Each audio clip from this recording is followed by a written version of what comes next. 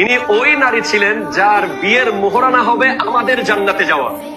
আল্লাহ রাব্বুল আলামিন যখন রূহ জগৎ ওনাকে জিজ্ঞেস করেছেন, ফাতেমা তোমার বিয়ের মোহরানা কি দেব, তখন উনি বাকি রেখে দিয়েছিলেন, বলে আমি সময় হলে বলবো।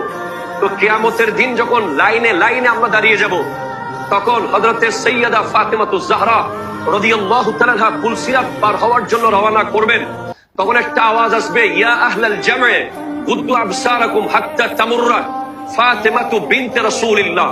হে হাসরবাসী, সবার মাথা নিচু করো, চোখ নিচু করো, যতক্ষণ নবীর বেটি ফাতেমা পুলসিরাত পার হবে না।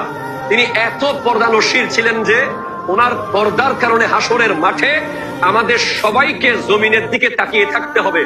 উনি হেঁটে যাবেন, যাওয়ার পর উনি যখন পুলসিরাতে পা রাখবেন, তখন উনি পিছনে দেখবেন যে ওনার আব্বার উম্মতরা নফসি নফসি করছে। তখন উনি আল্লাহকে ডাক দিয়ে বলবেন, আল্লাহ আমার বিয়ের মোহরানা আজকে দিয়ে দেন।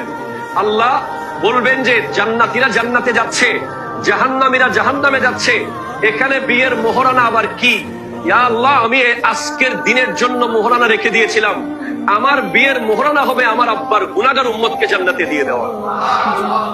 সেই ফাতেমাতুজ জাহরা রাদিয়াল্লাহু তাআলা আনহা গোটা নারী সমাজের আইডল। গোটা বিশ্বের জন্য একজন যথেষ্ট, আমার নারী, আমাদের মা বোনদের জন্য। আজকের পৃথিবীতে সবচেয়ে গরিব যেই নারী, যে মনে করে যে আমার চেয়ে গরিব কোনো নারী নাই, যার স্বামী দিনে এনে দিনে খেতে পারে না, তার চেয়েও গরিবী এখতিয়ার করেছেন সাইয়্যিদা ফাতেমা।